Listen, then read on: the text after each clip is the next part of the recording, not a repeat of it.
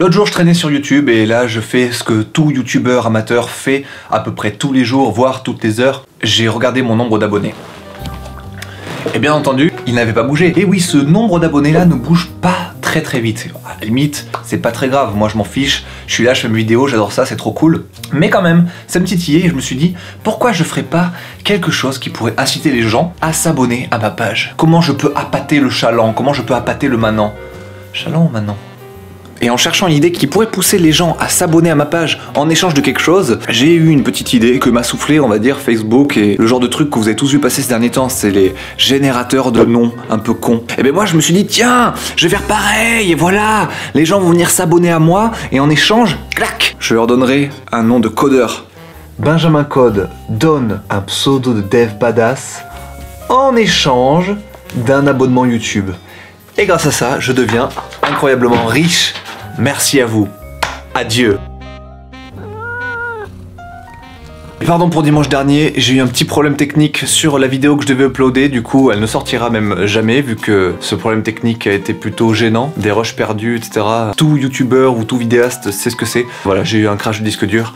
Anyway, à la place du coup, je suis allé voir l'exposition de Fujita au musée Mayol. Musée Mayol, oui c'était bien ça. Je suis trop fort. L'exposition de Fujita. Cet homme est un japonais de Tokyo. Il est arrivé en France dans les années folles. Il était connu parce qu'il était très classe. Il avait toujours ce style, cette frange avec ses petites moustaches là. Et il a révolutionné un peu la peinture à l'époque en mélangeant ses origines japonaises avec la peinture française et tout l'héritage de l'Europe à ce moment-là.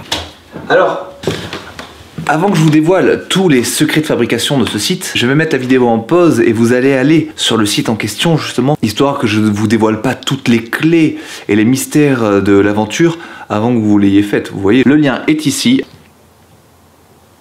Le lien est là.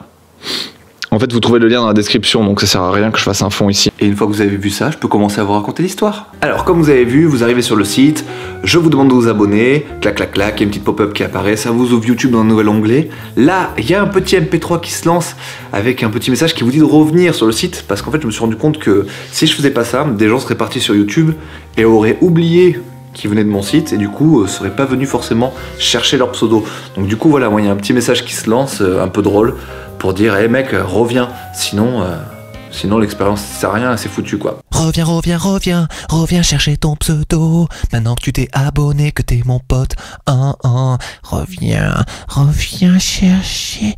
Donc une fois que l'utilisateur revient, on lui demande de rentrer son prénom. Et à partir de là, on vous génère votre pseudo. Alors qu'est-ce qui se passe? Là, je prends votre prénom et je l'analyse avec des algorithmes très compliqués. Vous allez voir à quel point c'est compliqué. Je prends la première lettre du prénom, je prends la dernière lettre du prénom, j'associe un nom commun à la première lettre du prénom et j'associe une catégorie, un domaine d'activité, on va dire, à la dernière lettre du prénom. Et avec ça, ça vous génère un pseudo tout simplement. Balèze, difficile comme algorithme. C'est dans les vieux pots qu'on fait les meilleures confitures.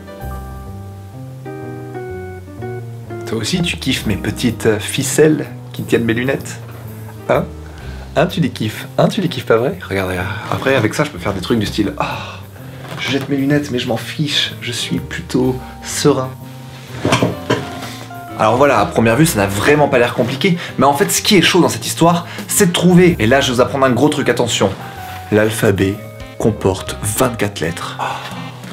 Donc c'est de trouver 24 noms communs qui vont être drôles un peu dans tous les cas pour la première lettre du prénom, et 24 domaines d'activité qui vont être drôles dans tous les cas aussi pour la dernière lettre du prénom. Et en fait, vous allez vous rendre compte que trouver 24 trucs bien de chaque côté de manière à ce que chaque cas de gauche marche avec chaque cas de droite, c'est hyper compliqué. Des fois ça fait des bides, des fois c'est pas drôle du tout, des fois c'est pas percutant, pas pertinent, et du coup le site sert à rien quoi. Du coup, j'ai fait des petites recherches. Je suis allé sur le site info.gouv.fr et j'ai récupéré de la liste des 550 prénoms français.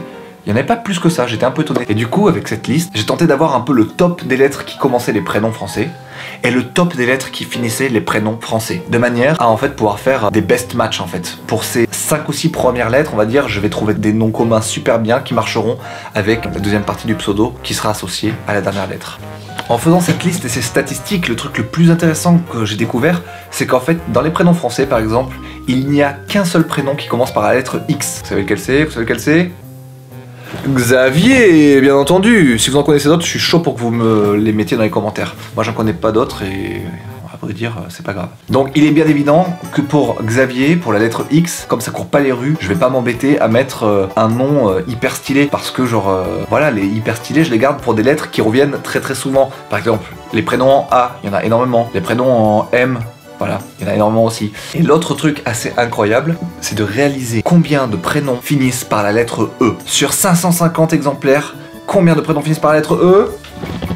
360 et quelques. C'est quand même abusé, non? C'est quand même vraiment abusé. Toutes les autres lettres, on s'en bat les couilles. Il y a vraiment pas beaucoup d'autres lettres. Ah si, il y a le N aussi. Le N, il a une jolie part, voilà. Donc du coup, je me suis dit, bon, ben, je vais trouver une bonne catégorie pour la lettre E, une bonne catégorie pour la lettre N, et une bonne catégorie pour les 4 ou 5 autres lettres qui se bataillent les restes, on va dire. Voilà comment on fait un générateur de pseudo badass sans trop se faire chier à trouver 24 super noms d'un côté et 24 catégories qui matchent bien avec de l'autre. Voilà. Plus d'abonnements signifie plus de mise en avant par YouTube et donc plus vite les thunes, quoi. On est là pour faire des thunes, hein. Plein de thunes. Plein de thunes. Plein de thunes. On est là pour s'en foutre plein les poches, plein les fougnes. On est là pour se gaver. Bon allez, faut que je vous laisse, je dois y aller, voilà.